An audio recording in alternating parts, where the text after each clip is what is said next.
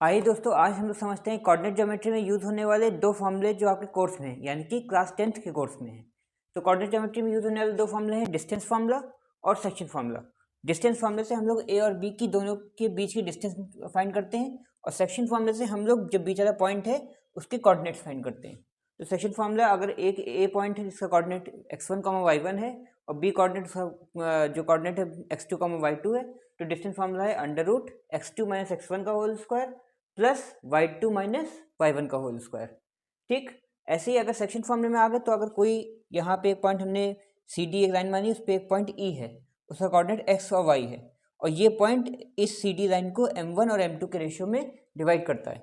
तो इस x और y कोऑर्डिनेट को निकालने के लिए हम लोग फॉर्मूला यूज करेंगे m1 x2 plus m2 x1 upon m1 plus m2, जो यहाँ पे सब लिखा हुआ है। ऐसे ही y कोऑर्डिनेट फाइंड करने के लिए m1 y2 plus m2 y1 upon m1 plus m2।